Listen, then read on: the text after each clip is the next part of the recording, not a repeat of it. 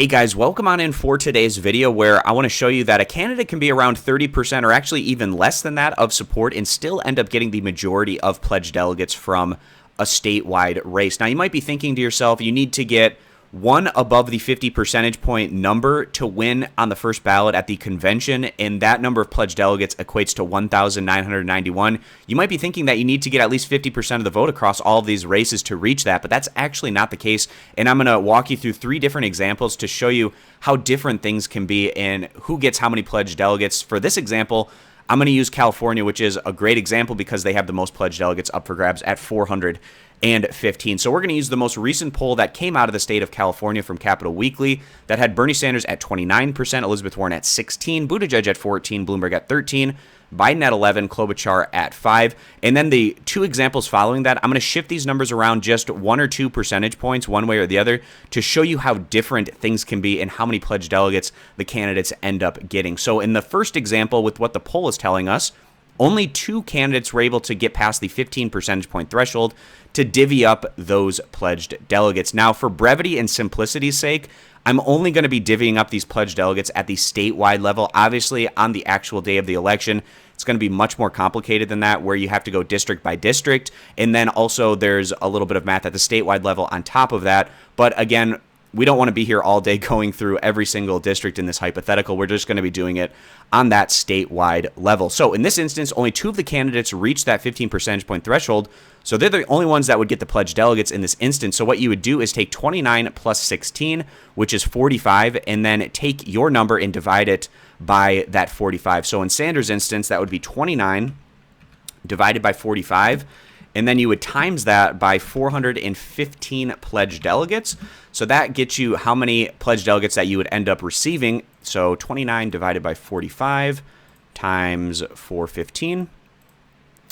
And that gets you to about 267, which is considerably more than what half of 415 would be, which in my head, that would come out to about 207 or 208. So again, he didn't get over 50% of the vote in the state, but based on who was able to reach that threshold, Sanders was still able to get quite a few more pledged delegates, and that's going to be very important for him to do throughout this process if he's going to reach that 1,991 to win on the first ballot at the convention. So in Warren's case, you would do 16 divided by 45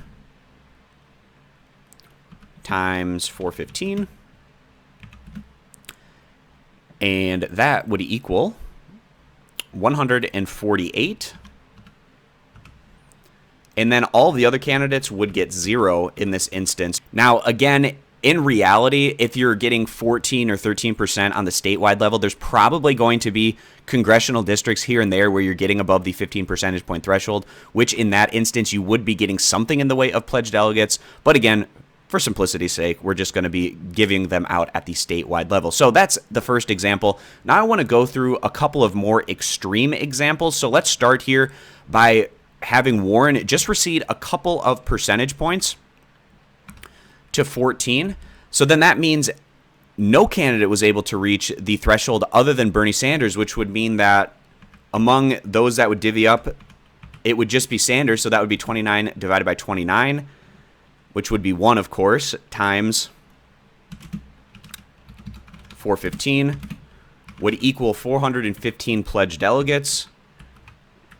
And then all the other candidates in this instance would be at 0. So it just goes to show you how little things can change and the difference in the number of pledged delegates that would end up being divvied among these candidates. But then to go the other direction, let's say that Buttigieg did a little bit better and was able to grab 15%. And then also Bloomberg just a little bit better than where he was at in the polls, grabbing 15%. So now you have 4 candidates that are divvying up these pledged delegates. So then you would have to take 29 plus 16 plus 15 plus 15, which would get you 75 in total. So in that case, it would be 29 divided by 75 times 415.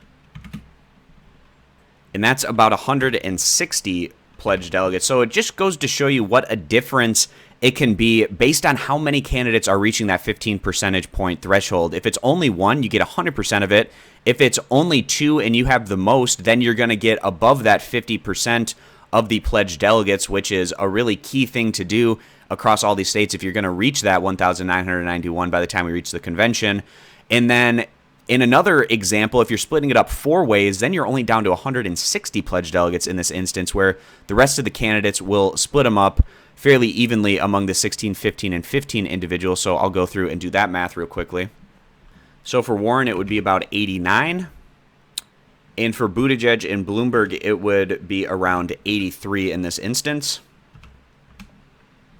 And then Biden would still be at 0 along with Klobuchar, not reaching that 15 percentage point threshold. So essentially, if you want your candidate to get as many pledged delegates from these state races as possible, you want as few candidates getting above that 15 percentage point threshold. You can see in the example where there's 2 above the 15% threshold, then again, whoever was ahead in that instance would get the majority of pledged delegates. If only one candidate is getting above the threshold, they would get 100% of the pledged delegates. But then if you have 4 candidates, for instance, it actually ends up getting split a number of different ways, and whoever ended up getting the most support gets quite a bit less than 50% of the pledged delegates. So on election night, when you're hoping that your candidate is doing well, you don't want to just look at if they're getting first place. You also want to take a look at their competitors and seeing if they're just above or below the threshold needed to be among the individuals that split up these pledged delegates. And the less that are able to reach that threshold across all of these congressional districts, then the higher likelihood of being that you're going to get a higher number of pledged delegates, which will help in the efforts to try to win on the first ballot at the convention. So I hope this video was interesting and illuminating in terms of how many candidates are in this race right now and the dynamics of the race that are at play here and what you should be looking for on election day if you want your candidate to get as many of those important pledged delegates as possible. So I appreciate you guys stopping by. Consider subscribing to my YouTube channel, and I hope to see you back here for future videos.